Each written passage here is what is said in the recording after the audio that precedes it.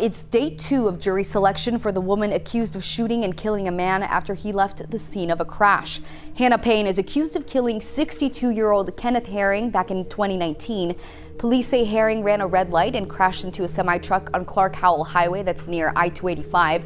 Now, no one was hurt, and police say Payne was a witness. Detectives say Herring stayed on scene for 20 minutes before he tried to leave because he was suffering from a medical emergency. According to police, Payne followed him about a mile away and shot Herring several times as he sat in the driver's seat of his own car. Hannah Payne's arrest was the result of a series of events that took place on May 7, 2019 in Clayton County, Georgia. The incident involved the shooting and killing of Kenneth Herring, an unarmed African-American man. In this video, we will analyze every significant event that led to the crime and Hannah Payne's subsequent arrest. Well, Rick and Joy, the defendant, Hannah Payne, made 2 911 calls. The first to report that she had just witnessed an accident. It was the second 911 call that partially captured the moment that 62-year-old Kenneth Herring was shot to death. Let us begin with the altercation that started it all. An altercation between Kenneth Herring and another driver. May 7, 2019 was a notably chaotic and traffic-filled day.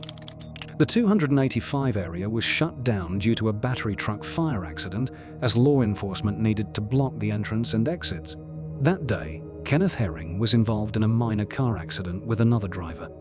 The story begins with Kenneth Herring driving his car, and it is evident that he ran a red light in the area near Forest Parkway and Riverdale Road.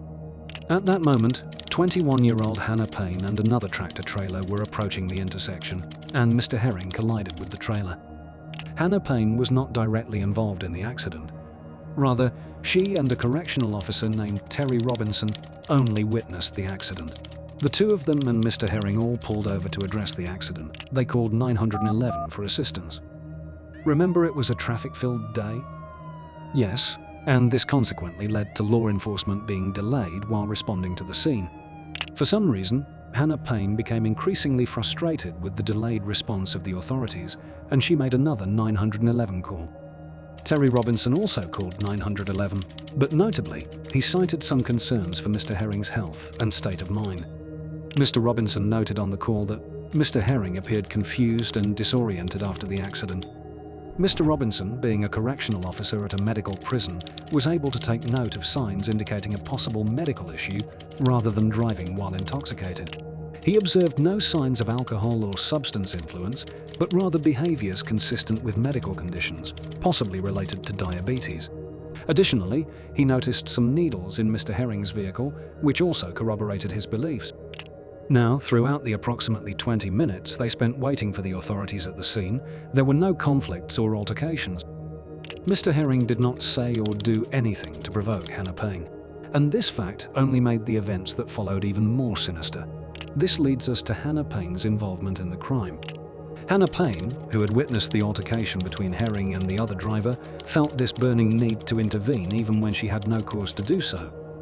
Hannah Payne knew very well that she was armed, but she still made up her mind to follow Mr. Herring in her vehicle and chased him down ferociously until she eventually blocked his car. She claimed to have done this to prevent him from leaving the scene. The million-dollar question on everyone's lips remains, why? At some point, Mr. Herring gets in his vehicle and drives off. And even though the first accident really didn't have anything to do with her, Hannah Payne had the audacity to get in her vehicle and chase him. Notably, Mr. Herring's car had suffered considerable damage, so it was clear that he was not going to drive around long enough for him to actually escape the law. Maybe Hannah Payne did not know this, or maybe she did and simply did not care.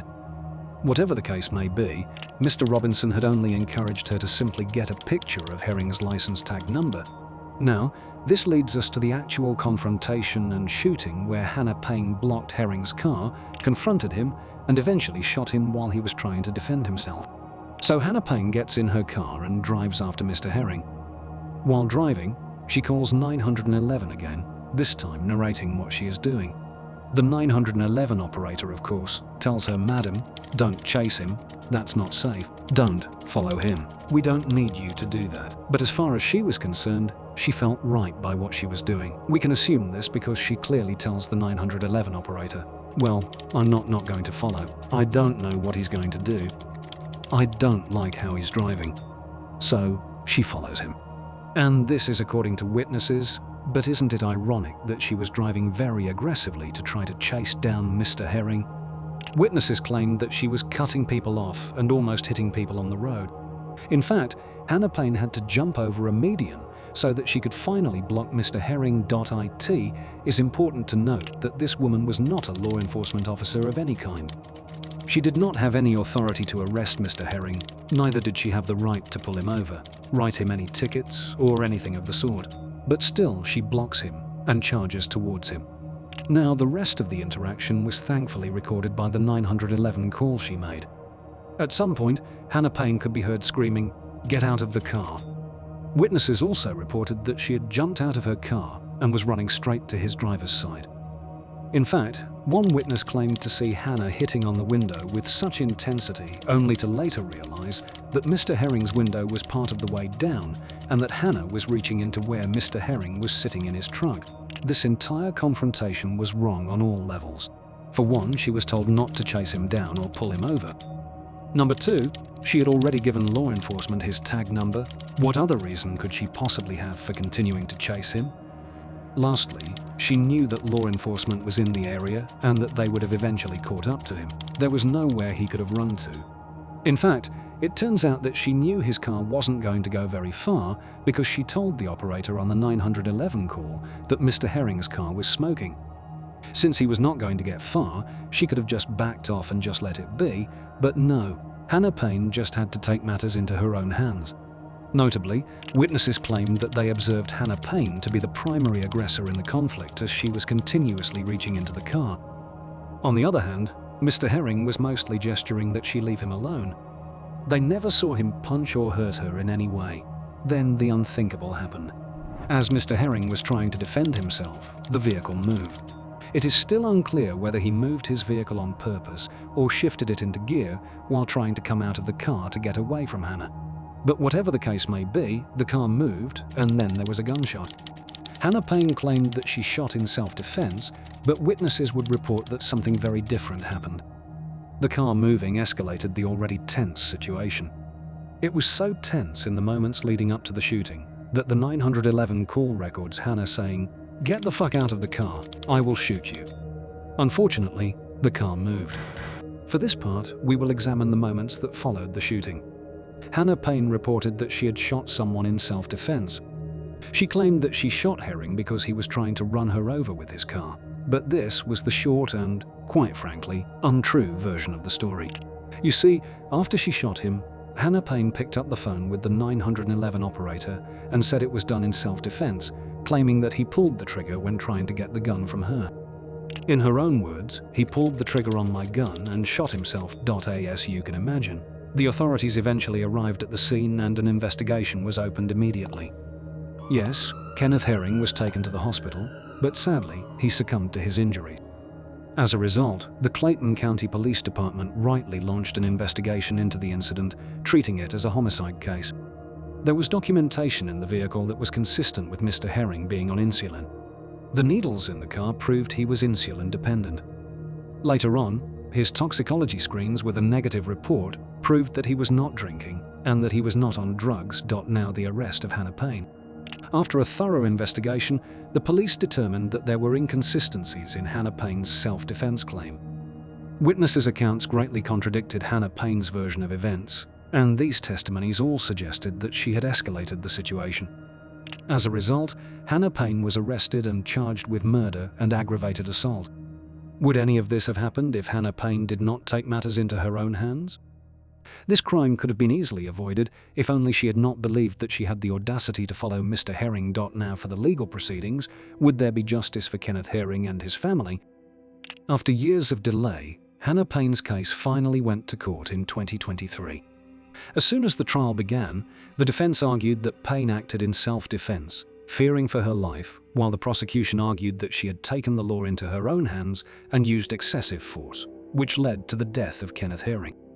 Hannah Payne faced 8 charges, including 2 counts of felony murder, 1 count of malice murder, 1 count of aggravated assault, 1 count of false imprisonment, and 3 counts of possession of a firearm during the commission of a felony.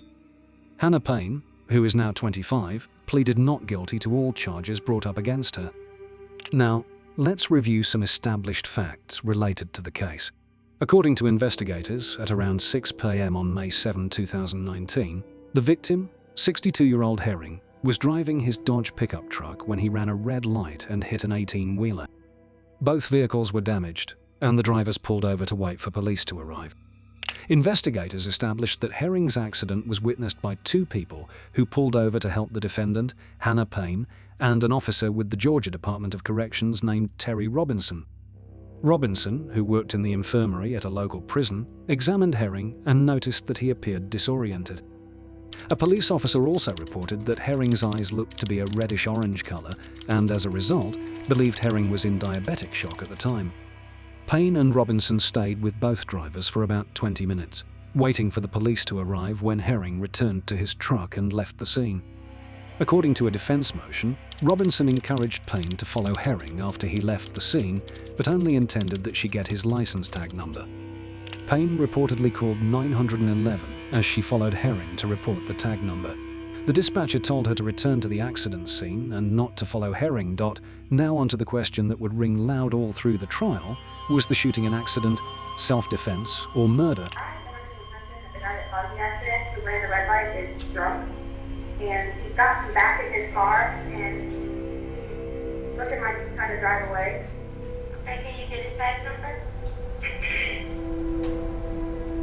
Hold on, he's driving away. Hannah Payne follows the man, still on the phone with 911. So you couldn't get a tag number? No, but I'm catching up to him right now. Okay, no, we actually do not want you to chase him. We just want you to be safe. I understand. I understand 100%. I'm just going to get the tag number, nothing else. Payne gets the license plate number, and the dispatcher tells her to go back to the accident scene to meet an officer. He is drunk. I'm sorry that I'm here to tell you I'm not going to follow him.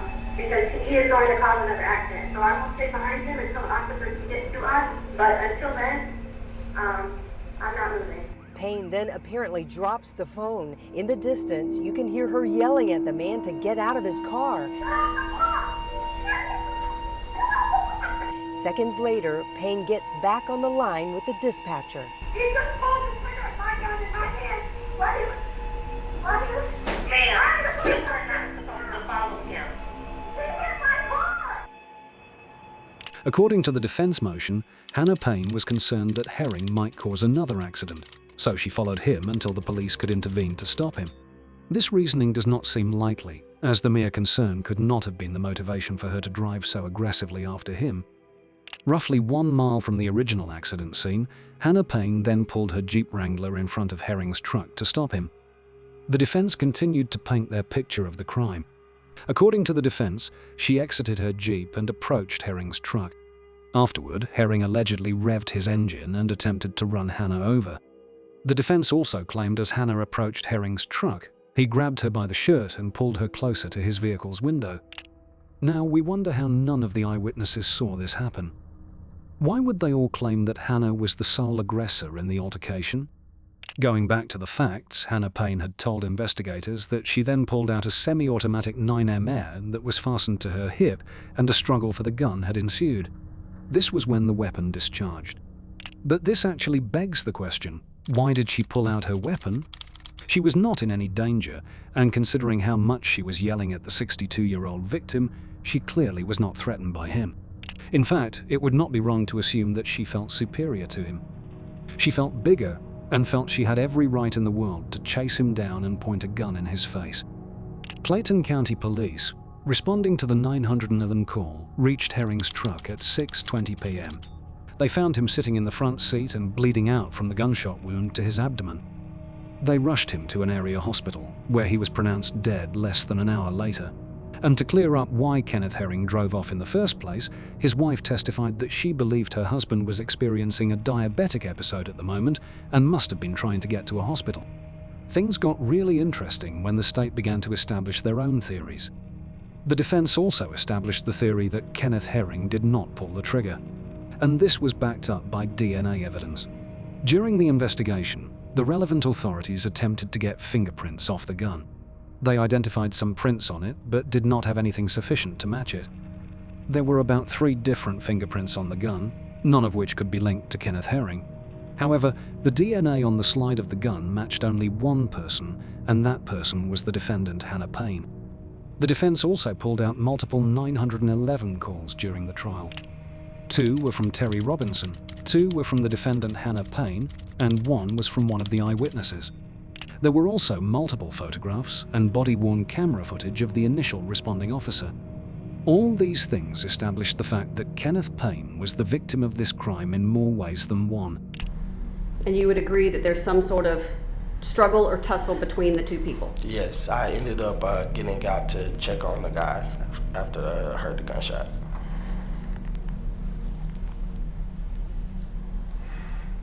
When you recorded what was on your phone, were you able to then view that recording? Yes, I actually sent it to an officer on the site that same day. Okay. I don't remember his name, but if I could go through my email, I could probably tell you, find it. Okay, but you had a chance to look at the recording that you were able to capture on your phone. Yes. Did you alter that recording or delete it or add anything to it in any way? No, ma'am. So the video that you provided to law enforcement is what you recorded on your phone? Yes. Reporters claim that in the video, Hannah Payne can be seen hitting Herring with her left hand while holding the gun in her right. The video also shows the gun going inside the vehicle, but does not ascertain who pulled the trigger. And in State's Exhibit number 22, do you see the firearm displayed in the defendant's right hand? Yes. Okay, thank you. Sadly, this is something that could work in favor of the defense. What do you think would happen if Hannah Payne sticks to her testimony of self-defense? Would justice still prevail?